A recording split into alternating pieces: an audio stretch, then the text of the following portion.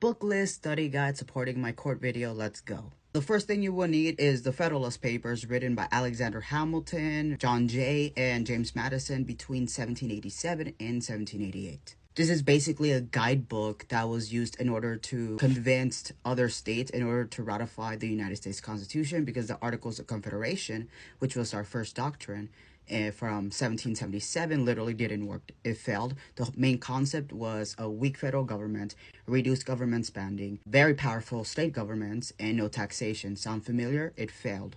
I think the funny thing is that so many Americans, especially rich Americans, hoarded Hamilton musical tickets and didn't actually pay attention to anything that was said. I watched the Hamilton musical. It inspired me to go into U.S. constitutionalism. My video was literally over a decade in the making of knowledge across multidisciplinary fields.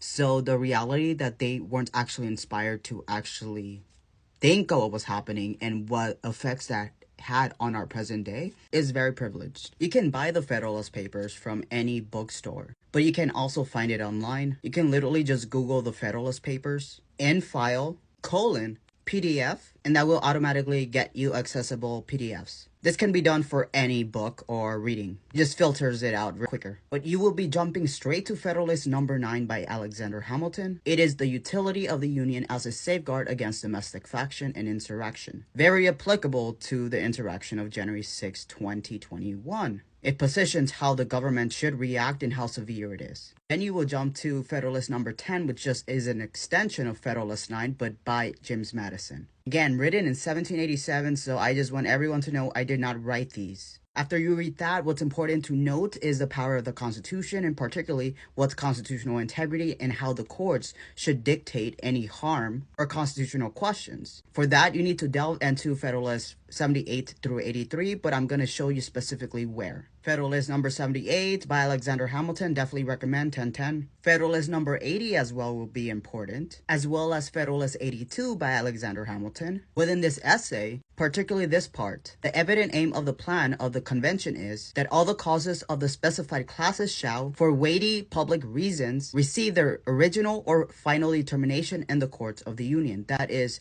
the Supreme Court. So for anything that has a significant threat or effect on the public, the courts should be there to solve that. We have not had that with the insurrection case, of course. Next, you'll go to Federalist number 83. Specifically, it tells us an expansion of Article 3, the Constitution, where it says that court judges are there for good behavior. What is good behavior and what is a good judicial judgment? The true test, therefore, of a just application of them is its conformity to the source from which they are derived. What we know is that Article 6, Supremacy Clause, assures that the Constitution is the law of the land. That means that the Constitution can change the law cannot change the Constitution. Only the Constitution can change the Constitution. How I think of it is kind of like 0 times any number is 0. Well, the Constitution, challenged by anything else, including democracy and public opinion, will lose to the Constitution. Then we're going to go to the January 6th report. You can find it online as well. You can buy the book, both of which I have. You can use the same process that you did for the Federalist Papers to find this. Particularly, what's important is recognizing that here in page 469, it positioned the attack on the U.S. Capitol delayed the peaceful transfer of power. The joint section did not end until early in the morning on January 7, which means it wasn't certified until a day too late. At the bare minimum, comforting in the delay that was intended to result in his unlawful extension of his presidency. Well, you may question, the January 6th committee doesn't have any authority, any validity. Yes, it does because of Article 1. To say that it doesn't means that you haven't read it. Congress has the authority to provide for the militia to execute all the laws of the Union, suppress insurrections, and repel invasions. They have a duty to investigate insurrections.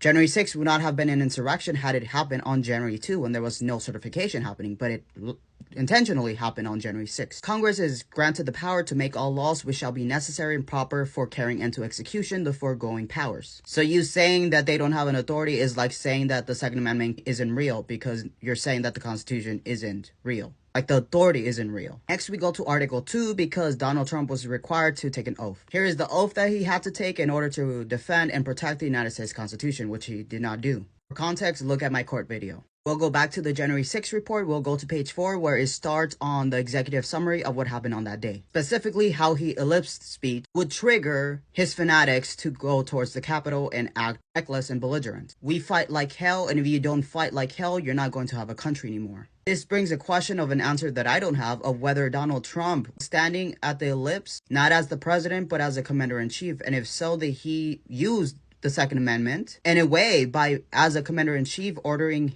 an official militia towards the Capitol. See, a commander-in-chief is responsible for overseeing and commanding armed forces of the nation. This would also include an unofficial militia, which is granted under the Second Amendment. Here, an insurrectionist said that he was in Washington on January 6th because he believed he was following the instructions of former President Donald Trump, and he was his president and commander-in-chief. His statements had him believing that the election was stolen from him. This brings the question of, as an American citizen, is our duty to the president or to the country, to the Constitution? And it is to the Constitution. The Citizen's Almanac will say that. You can find this online. Here we have the responsibility of a citizen, and that is to support and defend the Constitution against all enemies, foreign and domestic. You will say, well, I have a freedom to vote how I want, no matter what, right? Even if it's against the Constitution. Well, first of all, this position is that doing that against the Constitution means you're a traitor and betray your country. Also, Federalist 2 tells us that nothing is more certain than the indispensable necessity of government, and it is certainty undeniable that whenever and however it is instituted, the people must cede over to it some of their natural rights in order to vest it with the requisite powers. This means that we exchange some of our natural rights in order to have a government that actually works for our happiness and freedoms and everything that's in the preamble. We know this, that freedom is not guaranteed in the United States Constitution because that would be unrestricted. It would be unlimited. We have liberty, and it says it here